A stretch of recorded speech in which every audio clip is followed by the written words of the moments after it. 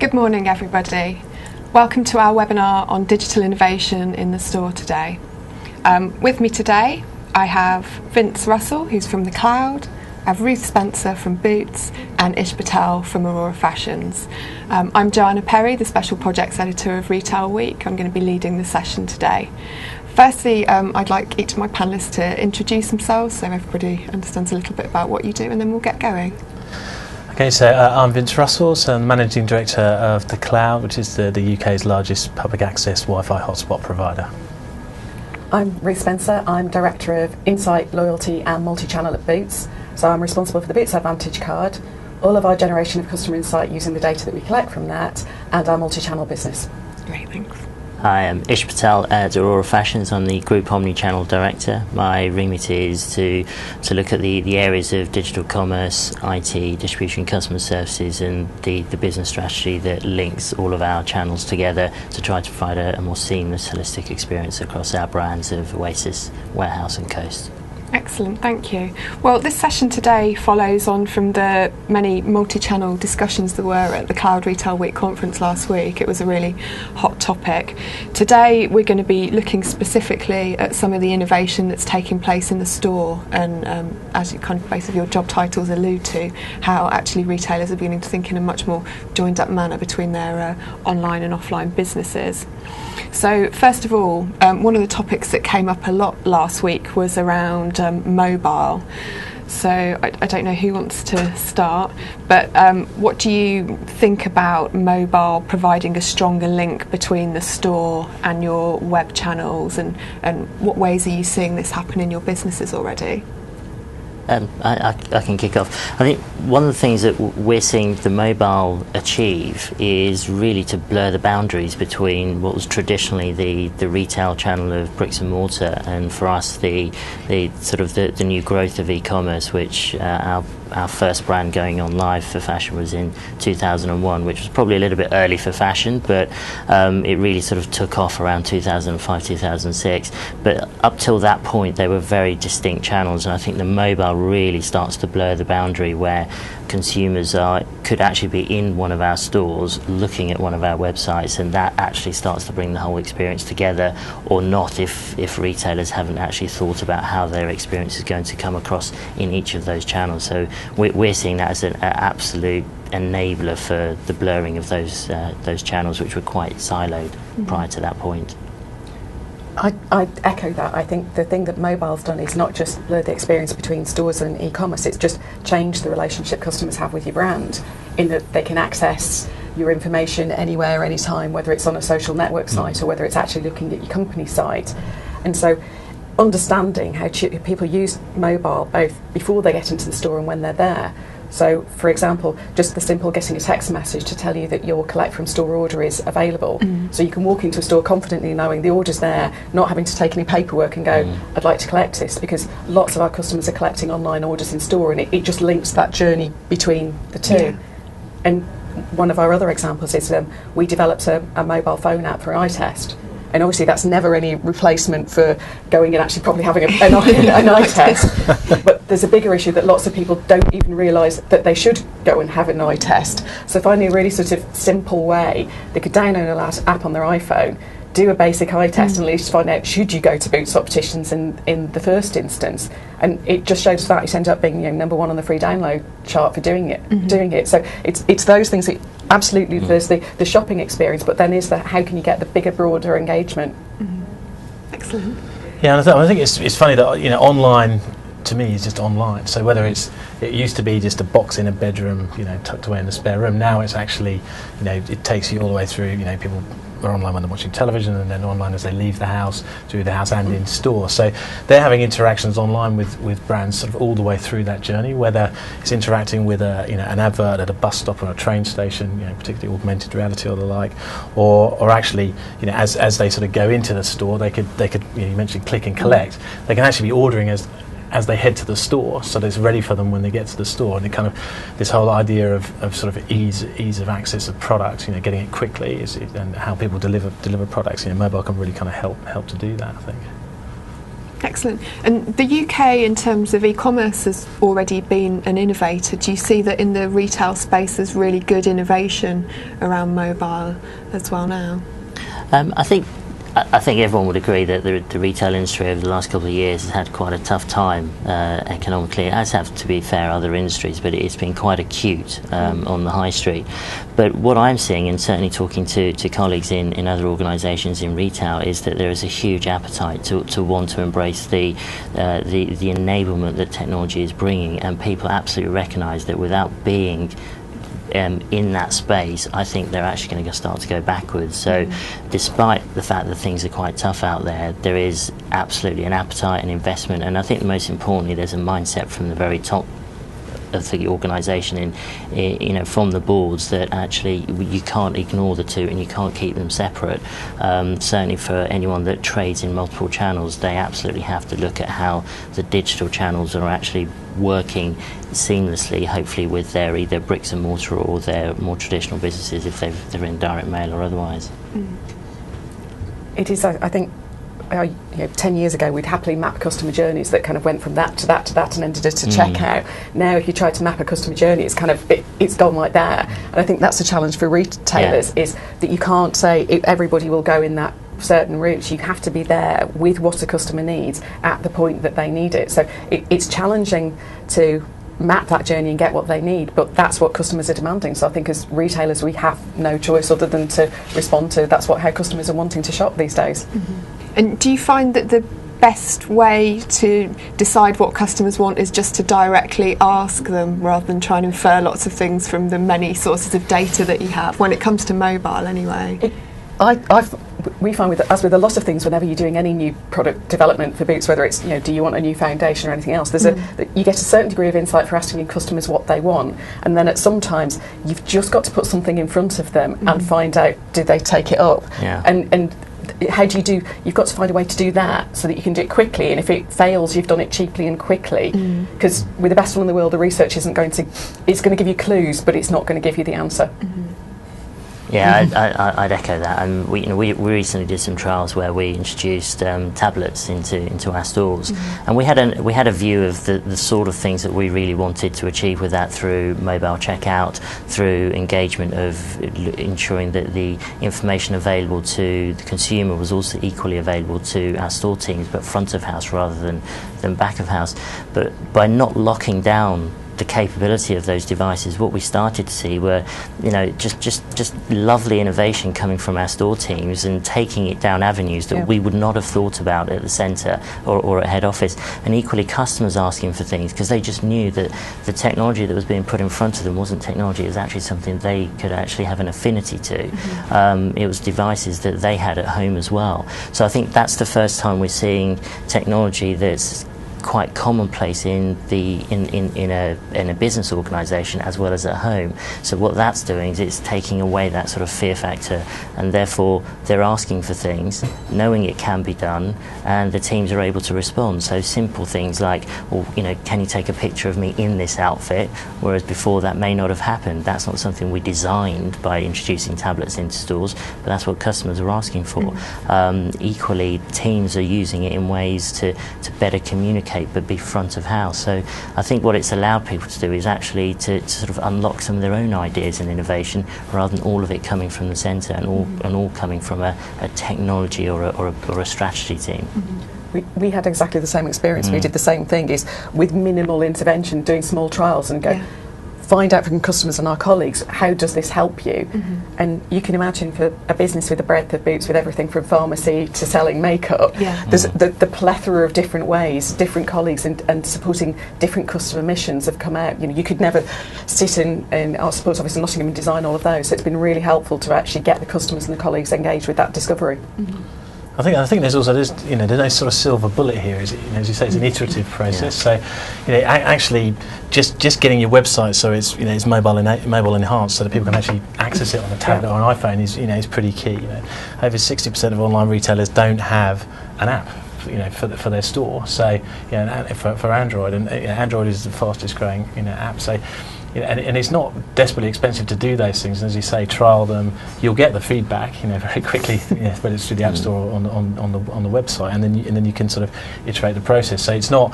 I don't think it's always this enormous investment that sort of gets you into this, to start getting into this space.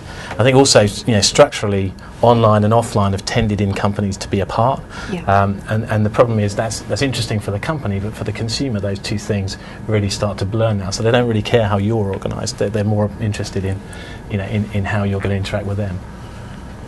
Excellent. One of the things that seemed very big and scary to lots of retailers is when they first started seeing customers coming into store, probably with iPhones in the past couple of years, and scanning barcodes and checking prices in store. And that's got to the point in the US that there's a certain retailer who's now even removing barcodes from their stores and using QR codes instead, so that customers can't do price checking. What's people's view on that? How do you get over some of the, I guess, the cultural or educational issues about making customers in your stores, much more knowledge rich? I think coming from where we are with our own labels, so it's very much a case that we're probably not quite in that price comparative space that maybe some of the other sectors are. But absolutely, you can buy our product both through our own stores and our own channels digitally, as well as partner sites or department stores.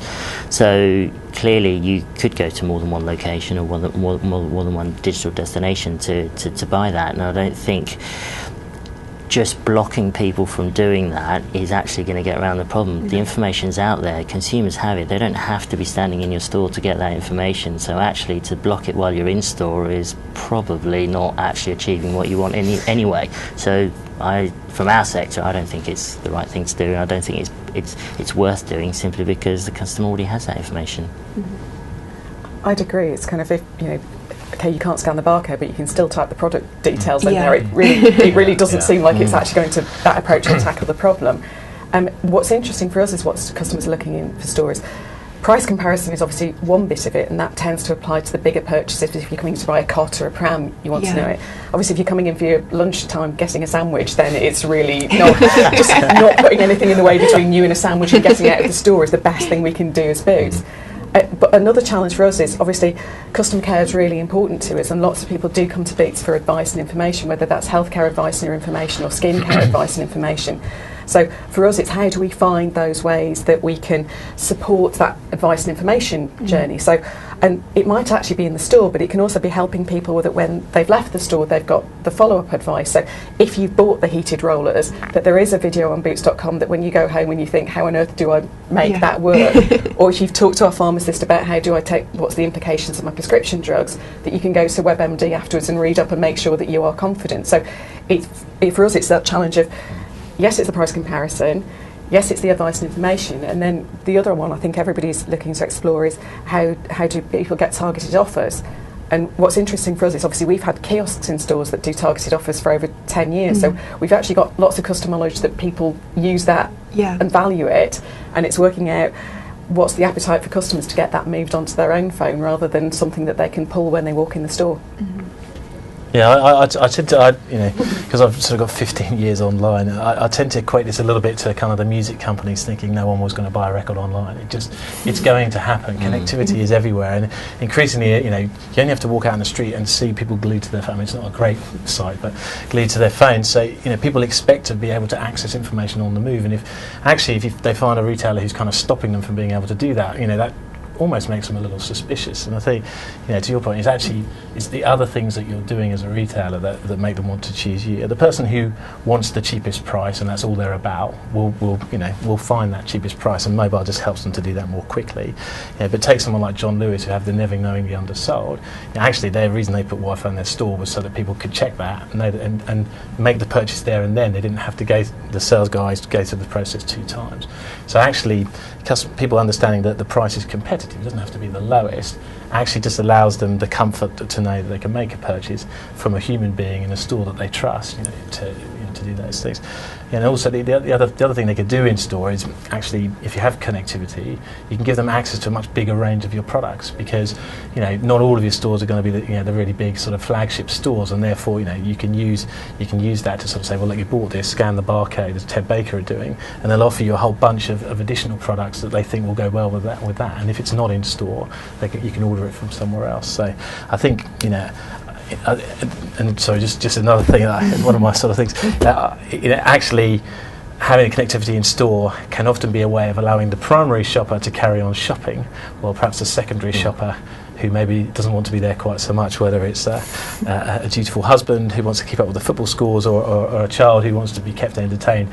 Actually, if they've got connectivity and can access other things, it allows that person to focus on what they're trying to shop for. So I think there's a lot of benefits.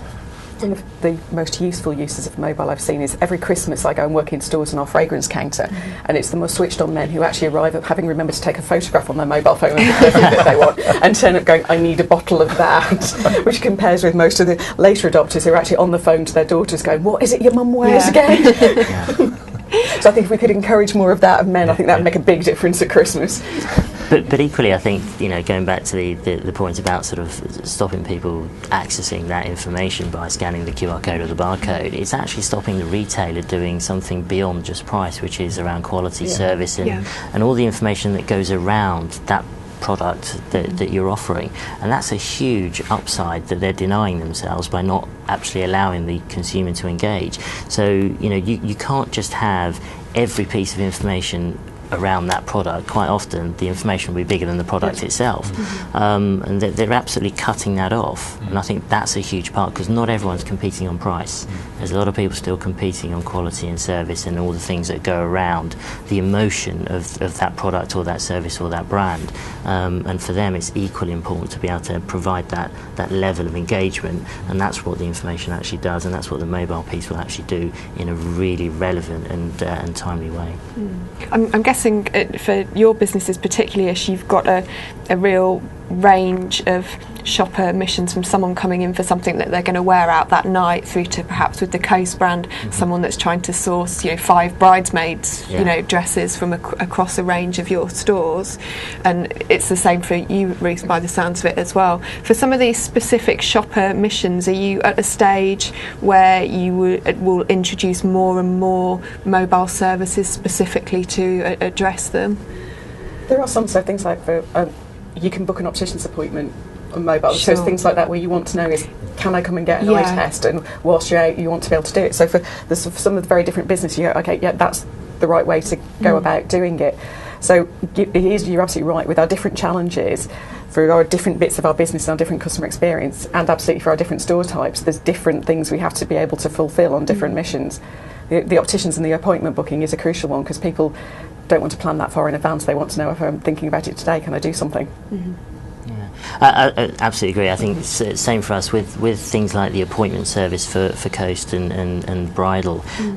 Yes, you could use technology for making the appointments easier, but actually when you're there, what they're really looking for with them, with their girlfriends, with their with their mum or whoever's with that party, it's actually quite a personal engagement in quite a beautiful private viewing room to choose the outfits for their most important day, which is quite different then to some of the other customer journeys, particularly around the younger fashion brands, where it's absolutely about what they want, when they want it, and making sure that journey is as quick as possible. So a really good example of that is that if they're trying something on in the fitting room, what mobile has given us is the ability to complete the transaction at the point they've made the decision, not then asking them to go back out and stand in a queue or go back to a traditional cash and wrap desk. So actually that changes the way the store is laid out, and changes the way that we start to think about store design quite fundamentally when we start to think about how mobile absolutely plays a part in that journey. Okay, we've had a few questions in from the audience watching live already, and anybody else that wants to submit a question, do. If I get a chance to ask them, I will. So the first one is more of an observation from someone who joined a couple of minutes late, who'd just like me to reiterate who everybody is, so I'll do that first. So this is Vince from The Cloud, Ruth from Boots, and Ish from Aurora Fashions. And then on to the next one, which is quite a big question actually. Does the panel expect mobile commerce to influence retail business models substantially in the future? Is it doing it already, actually? Certainly for us it's doing it now. Each new store that we've opened, certainly in the last 6 months, there is a significant component of our discussion at the design stage of how that store is actually laid out because of what mobile technology does, both from a perspective of mobile from a retailer's viewpoint of how the store lays out, where are the appropriate points for that mobile engagement to take place, right through to the fact that actually consumers are absolutely walking in, very much as you said, Ruth, you know, they're quite often showing us things that say, you know, I've seen this on the web, but I actually want to try it on in your store, and I want to do that sort of tactile experience rather than just buy it online. So we do see that huge crossover between the channels, and they're using that technology, and to not have that same capability information available to our store teams would start to create almost an information underclass. And what we need to do is to say that actually the consumers have all of that knowledge and information at their fingertips. Our store teams need to have the same. Our store teams traditionally, and in most retailers, do have that, but it tends to be back of house or behind the till point, or through lots and lots of just being an expert in that one product set, which we you know, we've all been trying to achieve in our own teams for years and years. But actually the mobile capability just absolutely allows it to happen at the front of house. I'm guessing as well there's a difference between, you know, for instance, in an Oasis, your store manager probably knows about every product that's in that store and can quite easily find it. If you've got someone who only works on a Saturday, is only in once a week, absolutely, you know, they need more assistance probably. Yeah. And you know, and mobile started to sort of give us opportunities in other ways that we hadn't even thought about when we started to go down that route. So if you take that example where we do have an assistant who may only be doing sort of, you know, 6 to 8 hours at the weekends, having snippets of knowledge and information for them to sort of digest, traditionally might have been through briefing, through newsletters. All of that's available now on sort of 30-minute video clips, and you know, as 30-second video clips. So you know, literally as they walk onto the floor, they've got all the important points that they need to be aware of that's changed since they were probably here the previous weekend. So that's absolutely allowing us to ensure that they are absolutely fully aware of everything that's going on in the brand, in the store, and also what consumers are already aware of through the information they access on websites and their phones. The question is, how much does it change the business model? It's interesting from our different bits of business, from very much to plays a part to not at all. So if you can imagine, similarly you, is researching new makeup or new fragrance, you'll actually absolutely want to do that online. So having that rich source of information that you can research, but when push comes to shove, you actually want to try that lipstick on the back of your hand and find if the colour is genuinely the colour that it looked like on the web, or you want to smell that product is the one that you want it to be. So there's, for categories like that, there's a big role in research and online and making that available to customers when they're in stores. So making our ratings and reviews for products available on mobile was one of the key design decisions when we made our mobile app, because we knew that whilst people were in stores, just being able to go, is this a 5-star review, what are other people saying about it, would make a big difference.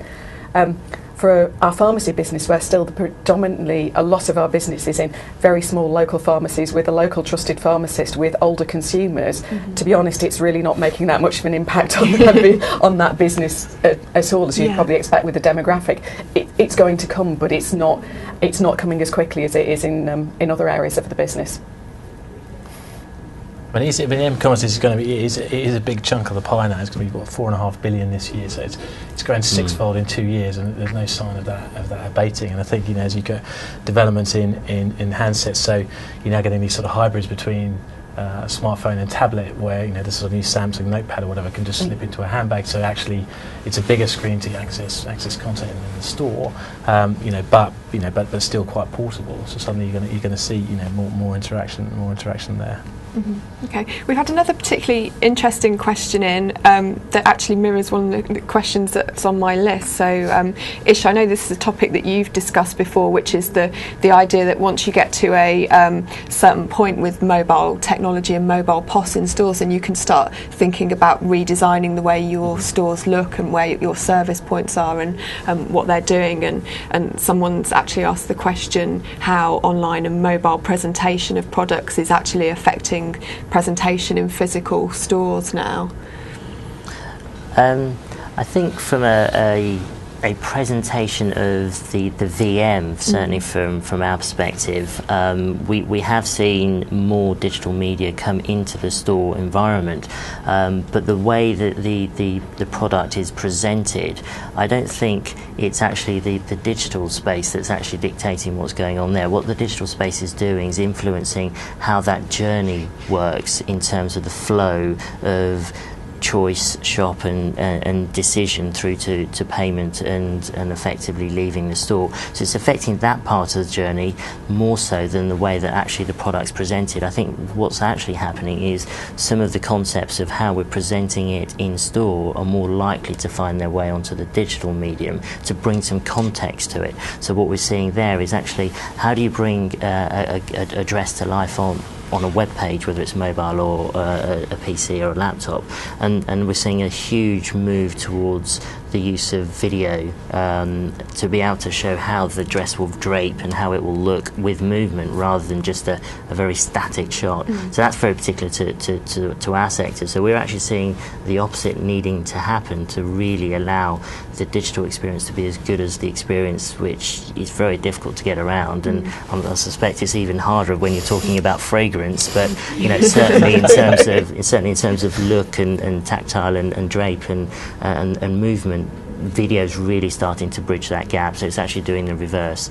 But what digital is doing is it's actually changing the flow of what happens in store, as opposed to the way the VM the VM is put together for presentation purposes.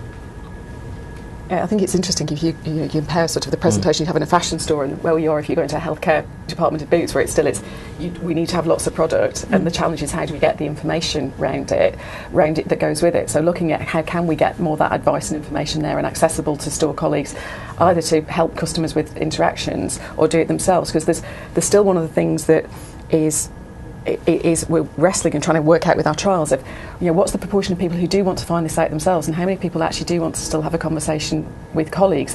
It's when you're a brand like Boots that is so known for its customer care and its expert customer care, there are lots of people who still would rather come in and have a conversation with a pharmacist, they'd have a conversation with a healthcare assistant. So working at how much is the need for self-serve, because we absolutely don't want to lose that trust that actually you've got great trusted colleagues in store, but how can we use the other range of information to supplement that for those people who maybe don't want to go and have a conversation. And in some cases it's making that advice and information available to you. Actually, if you don't want to have a conversation, you probably want to read it at home. There is some healthcare information you might not want to go and have a conversation with somebody about at store, but how do we make that so that you can get it, so that we give that health and advice, but we get it available, say with Boots WebMD or with our ratings and reviews, you can find that where you need it. And I think if exactly the point, you can put more information around product in store. So, and it really, as you say, it really depends on what it is that you're selling, right? So, if you're selling, Lego toys, it's just a little square box, but you can have augmented reality that shows the child really what this is going to look like and how he puts it together. That's quite interesting. I mean, you see in the US where perhaps QR codes have been more adopted, that 40% of access is actually in store, so people are actually finding out about the product in store. But also to your point about creating assets online that kind of show off the dress or whatever. That actually those assets can be used in store and online and on mobile, so you kind of can create something and use it across in several places. So we had an ad we ran with M&S. We helped enable it with M&S in Waterloo, and it was a augmented reality sort of lingerie thing for Valentine's Day, and you held up your phone and you could see all the different lingerie being demonstrated. Now, it was quite eye-catching because of the subject matter, but it did really sort of demo this sort of power of how you can use some of these things in and out of store to really bring the product to life. Okay, we've had a couple of questions in on very similar subjects, which it basically around what are the main pain points for you as retailers when it comes to mobile? There's two sides to that question, certainly for us. One is in-store mobile from a retailer's perspective, and the other one is mobile from a consumer perspective. So if I take the first one, in terms of mobile in-store, the technology itself hasn't all been the biggest issue for us. That, to be honest, has been the easier part. It's actually thinking about all the things that go around the process and the operation. So for the first time, we now need to think about, well, actually, how long will the charge last? past? How will I hold it? Where will I store it? What do I do when I need to actually start to work with the product? And so I can't keep holding the device. So, what started out as, well, we need some holders, ended up being something that the teams wanted an over-the-shoulder strap, so that they could just drop the device literally, but it sits by their side, and then they can actually work with the product. So it's all of those considerations that we need to think about. The technology does what the technology does, and that almost quite nicely was a breath of fresh air, because quite often it doesn't do what it's supposed to do. But so those are the new challenges for the in-store side. I think for the consumer side, it literally is just the plethora of different formats and devices out there, and working with probably the predominant technologies for whether it's Apple or Android from an app perspective is fine, but if we're looking at mobile optimized sites, then at least that can bridge the gap where there are absolutely hundreds of different phone formats out there, and ensuring that we're capturing the broadest part of the market without creating a huge industry internally to keep pace with, a supplier of a handset's released a different version and we've got to test so many different permutations of making sure your site works. So I think that's probably the bigger challenge we're seeing. Concur with that. Is whenever we've done a release and go in and see the team, and there's just this complete spread of mobile phones on the desk that you've got to test on what you're doing, just things like that. It's hard. You want to get to the most number of customers, but you don't want to end up building something bespoke for everything that you want to do. I think that's a challenge. I do think also on what's the standard that comes out, I think is really interesting to watch what happens with using the mobile phone as a payment device. Because I think how that evolves over the next 3 years and how that shakes down, I think if there's going to be a big thing that makes an inflection point as to how people feel about carrying their mobile and using it in stores, I think that's going to be the big game changer. Okay. Sorry. No. Sorry. I was just going to say also, but also, I think payments right, but also you can start to build loyalty as well, into the device and the apps and things. So you see examples of Korea. Now, I'm not suggesting the UK is going to look like Korea, but where people have an app on the phone that literally remembers all their loyalty, has all their credit cards, and everything is in the phone.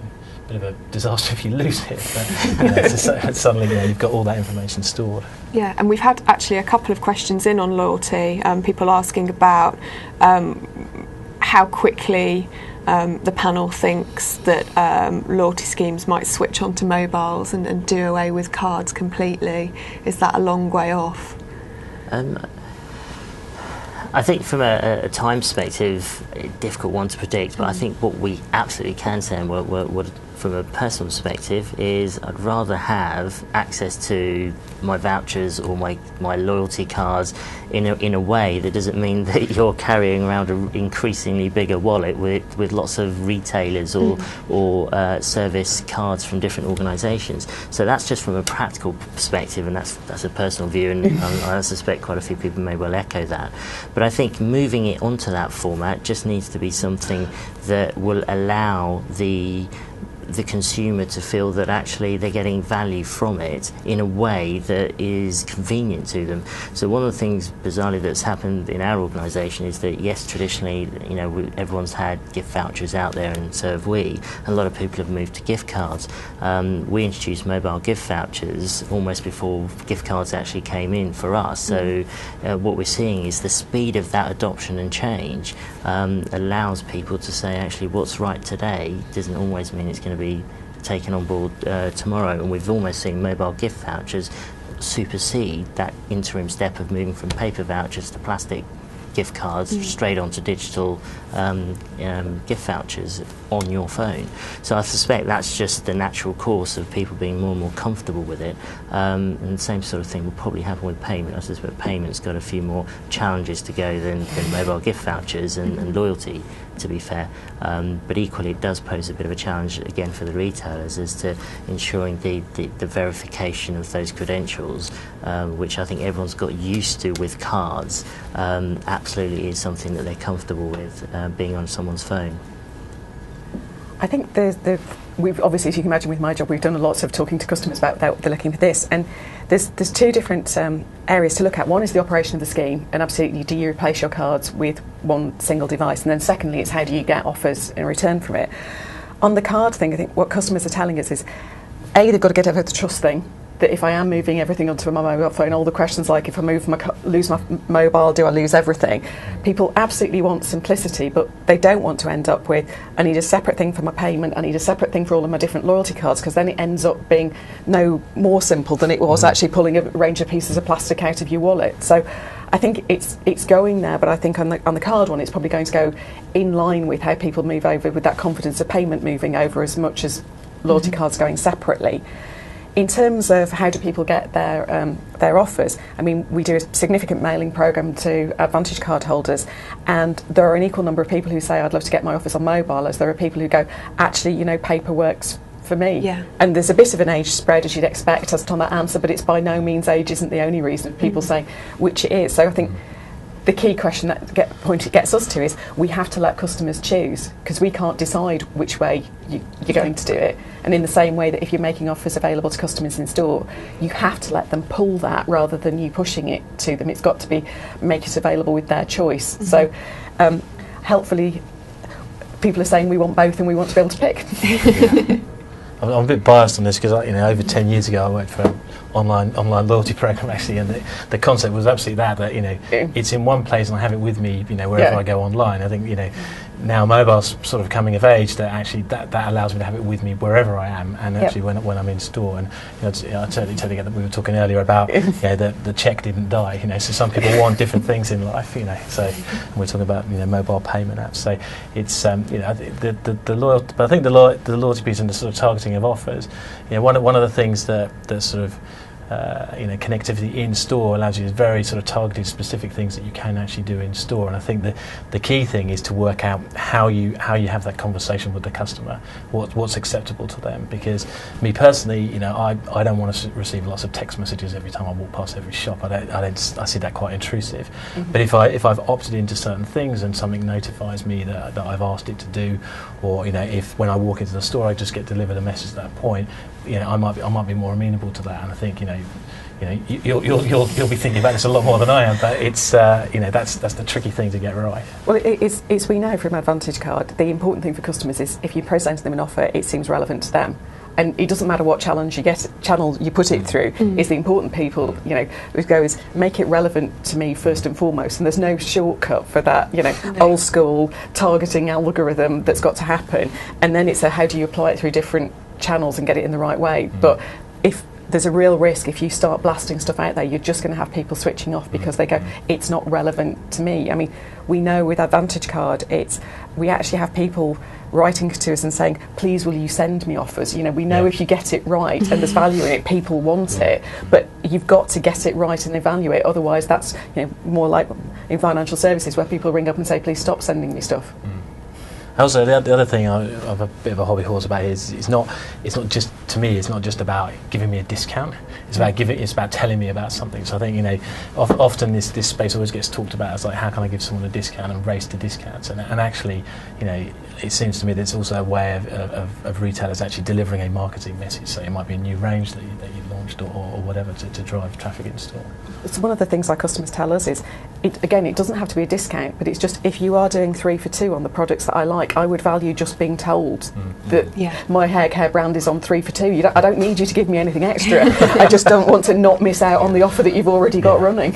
I think what we're really talking about here is probably some of the same challenges that we had when email really took off, and people were reluctant to be spammed with all sorts of information coming from lots of different places.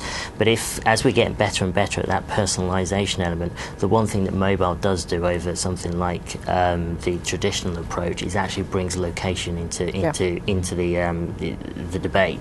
And if you can ensure that not only is it relevant but it's timely for the location that you're in, then it doesn't become so much of you're just going to bombard me with stuff. It's actually of the moment, and then I think people will be far more receptive, as opposed to actually I'm nowhere near being able to do what you've just thrown at me, whether it be through a mobile or an email message.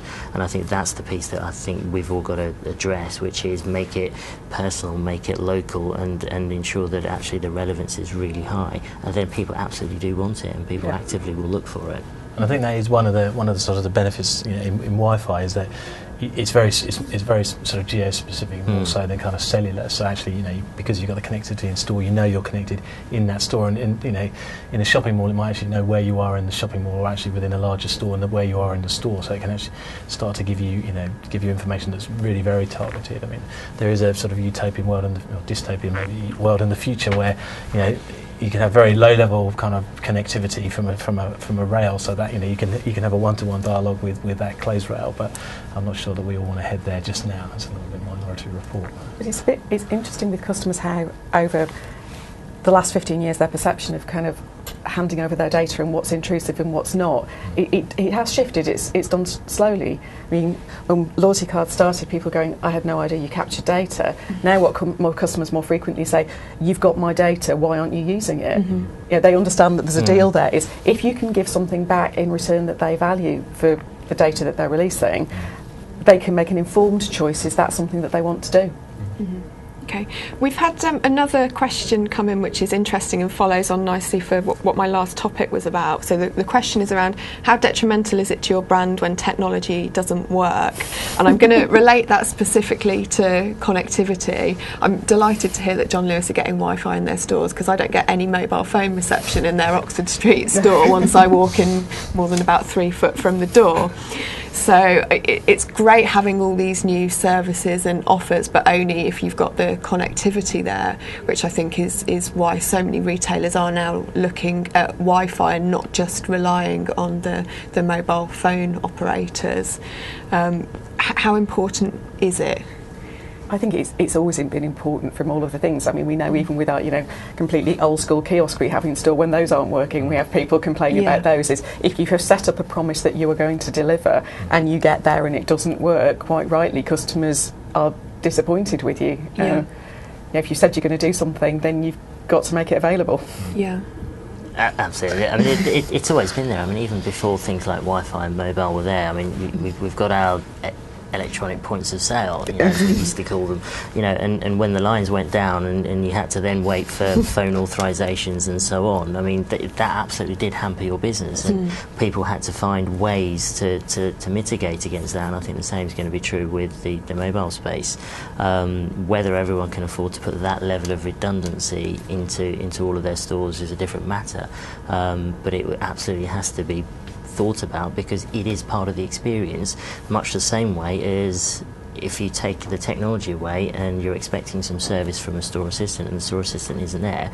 That's the same as the Wi-Fi not being there in the digital space, and that absolutely does impact the brand.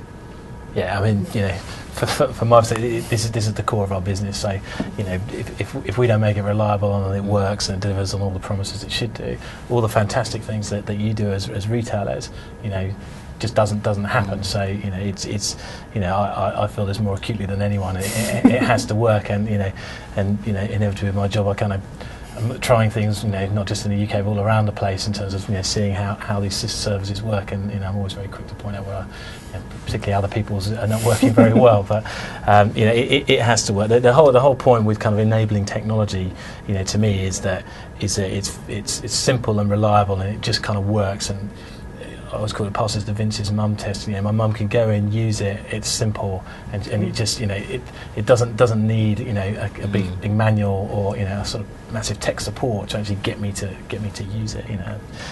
Again, it's partly perhaps my sort of, I've worked at Sky for a number of years, and that's kind of our DNA. Is it needs to be simple and it has to work and be reliable. If you don't do those things, then anything clever you do over the top is lost, because you've already upset somebody by over promising. But I think the other thing that we just need to put back into context, I think, is that, certainly for us, we're in retail, and we'd love it to work 100% of the time, all the time. There are times when it doesn't quite work, and it's what we do in that situation that will mark us out as somebody who can actually work around those issues, because, we're selling product, we're selling clothes, we're not designing systems or solutions that are dealing with life support systems. We are retail at the end of the day, so I think there is a balance in it's what we do when something doesn't quite work, and how we engage the customer at that point. But absolutely, we'd love it to work 100% of the time, but that's not always the case. Vince, you picked up on the ease of use, particularly for if you're going to access free Wi-Fi when you're going into a store. And I know at the moment retailers can set their Wi-Fi up so that you have to register before you can use it. What do you think is the trade-off that consumers are willing to accept? And this kind of follows on as well from Ruth's point about loyalty schemes. You know, consumers expect to have to give some information in return for getting something back. If you're getting free Wi-Fi in a store now, what's an appropriate level of information for you to have to provide a retailer with? Well, I think in my mind, this will vary by retailer. So you mentioned Tesco, who require you to put your loyalty program in, number in to access the service. I mean, it seems to me there are a number of ways that you can capture information about the customer, and it's really about what is it that you want to capture and how are you going to use that data. So for example, you could make the service free and limit it to people who only sign up to your loyalty scheme. But I suspect there are a whole bunch of your customers who don't sign up to the loyalty scheme, but you still want to access all those great innovations and things that you've done in store. So actually maybe they do become a loyal customer and do sign up to the scheme. And I'm not sure gating the Wi-Fi demand is going to be the way that drives uptake of your loyalty scheme. I think it's about the value that you put into that scheme. So to my mind, but there are ways of joining up online and offline data. So if you are able to collect the person's name and address when they've registered to access the Wi-Fi service, then you can start to tie that up with other assets offline and start to tie it into your loyalty programs, and suddenly you can build up a really rich, people talk a single view of the customer. I think that's becoming increasingly hard to get. You talked about the really complicated journey from kind of awareness to sale. So joining up the mobile data, the online data, all those sorts of things. So I think at a bare minimum you need to kind of know who the person is who's accessing. Then it becomes but if you collect that data, that is to your point, people are kind of know that their data is collected now, but that is a big responsibility that you've taken on board there. We've all seen what happens when people mess up with data. It can be catastrophic for the business. Ask Sony. So if you're going to do that, you have to make sure you've got all the right permissions, that you know how to handle the data. If we've collected some data and we hand it to a retailer, we have to know that they will manage that data correctly. But so I'm inevitably more about sort of making the Wi-Fi open, because I think actually, again, it's just an enabler for you to be the great retailer that you want to be. I'm with you. I think you've got to make it easy for customers, and it's got to be that it's a very easy and a very transparent as to what is the deal that's going on. So it's their choice, do they want to sign up or not to it. I'm with you. I think it's a real challenge. If the easy thing would be to go, okay, well, you've got to give us your Advantage card number to be able to sign on, but then you just go, but that's not right for all of those men who come in at lunchtime, and men who come in at Christmas. I'd just have none of them being able to access it. So it's what's the amount that somebody would prepare to do, and where they go, that feels reasonable, and not be at the point where you've got to keep re-entering it, you've got to make it a hurdle to get through, you just make it seamless. Yeah, I absolutely agree. I think it's removed those barriers and those speed bumps. A one-time log on that just says who you are, it's Ish Patel, and that's pretty much it. The next time I walk in, I shouldn't have to do that. It should absolutely recognise that. And then by creating that engagement, what you then ultimately start to do is build up that picture. And probably what we're seeing is if you ask lots of questions that are personal for someone to hand over, they're more likely to not give you it. Whereas actually, if you make it really easy, they're more likely to give you information later if they then go back to their account page and say, oh, actually, I'll fill that bit in and I'll fill the next bit in. So they feel more comfortable because it's at their pace, at their choice, and at their discretion. And also some of this data isn't it's not all data is just about the pure individual. There's actually some fairly blunt data that you can capture about cohorts of people. So you might discover that people go to that coffee shop Monday through Friday, and on the weekends they all go to this one, and you can start to think about how those things join up. Or that a lot of the customers coming into that store actually are travelling through that rail station on a given day, so that you can then start to think about how you join up some of your marketing messages to kind of bring that information together. So because I always think we talk a lot about kind of having this really unique view of the customer, but there's probably only a certain number of offers or promotions or pieces of marcoms that you can actually deliver to every individual. It's quite interesting with me being responsible for Multichannel and the loyalty scheme, because actually, it's, as you said, lots of the disciplines that we learned about loyalty schemes 15 years ago are exactly the same sorts of disciplines that we've got to apply to this. Is, you know, how do you get people to sign up and give you data? How do you deal with the absolute shed loads of data that you're collecting, and how do you use it usefully rather than I've got a presentation that's got some nice numbers on it that makes you go, oh, that's interesting, but you go, so what am I going to do with it? And it's applying those disciplines through and going, right, with the new channels, it's no different in terms of what customers want and how do you do it. The challenges are the same. Mm-hmm. And I guess finally, retailers in the past few years on their websites have been able to analyse and look at what customers are doing, you know, every single step, which products they're looking at, etc., what they put in their basket and then don't buy. With better connectivity in store and with consumers having their own devices, it would be possible in the future to start analysing a lot more exactly what customers are doing in your stores as well. Is that desirable? Could you get any benefit from doing that? From the link between current online and in store, actually for Advantage card holders, we already had a view of that anyway, because we know we can track the people who do research online. Some of them are registered users. If you research online and then you go in store and purchase afterwards, and we actually do see quite a few people who do that, when they have read up about the fragrance, then I'm going to go and smell it and I'll buy it. Yeah. So we see that anyway, and it is beneficial to do that. It's helped us understand the different roles of the two of them.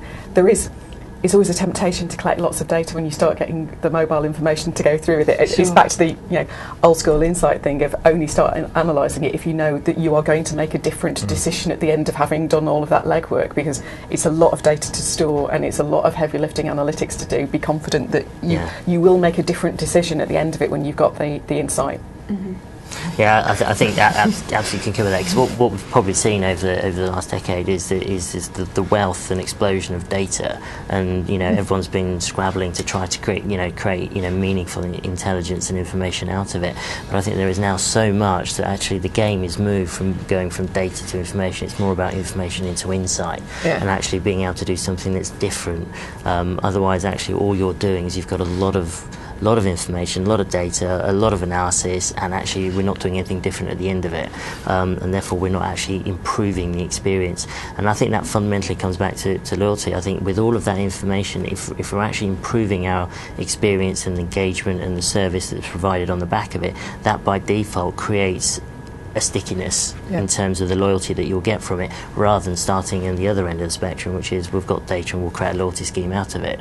That's probably where early thinking around CRM really started. I think the thinking really needs to move on, which is what are you going to do that's going to make everything so much nicer, better, and for the customer from an engagement perspective, that will by default start to create loyalty.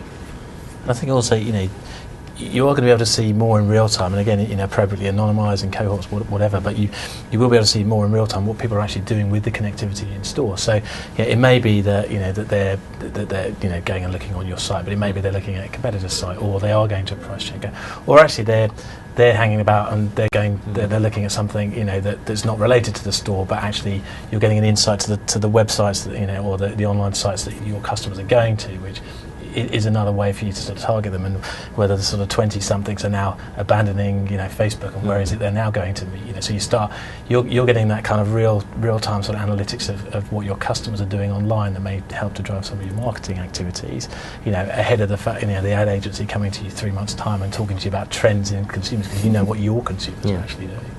Notwithstanding that you have a very wide range, but I suspect some of them are perhaps not doing that. I'm sure we'll have some 70-year-olds who are checking their Facebook profile whilst they're waiting for the prescription. It's just probably not a lot of them.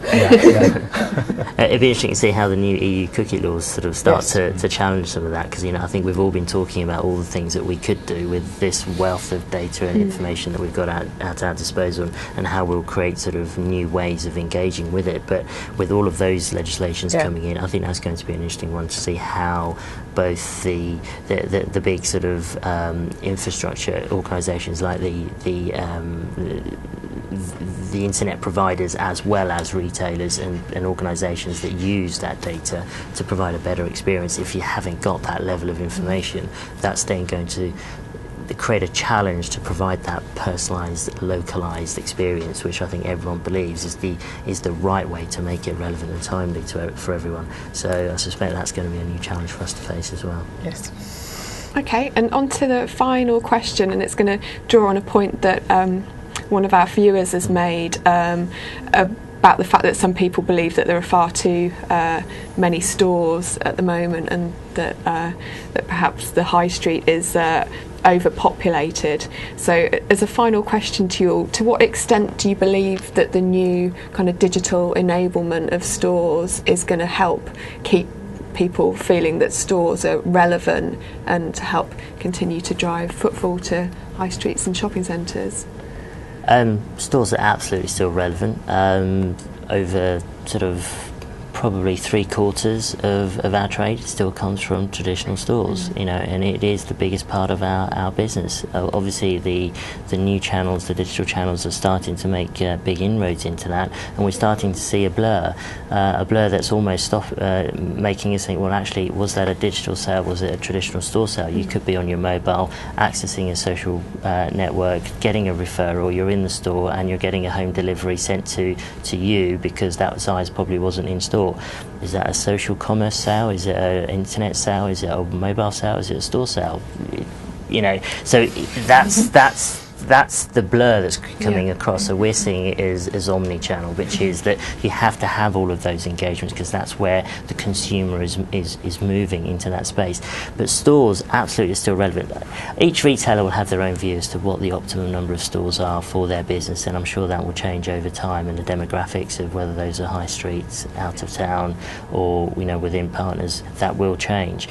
But absolutely it's still there, and I think the testament to that is the amount of conversation going on at the moment with pure play e-tailers as to whether they need to have a physical presence, whether it's Amazon lockers right through to people who've started to move from things like Apple themselves have created their own gold standard with stores, having come from a digital space of actually selling product through other people and the app store itself. So the e-tailers are moving in that direction, so I don't think the high street is completely dead yet.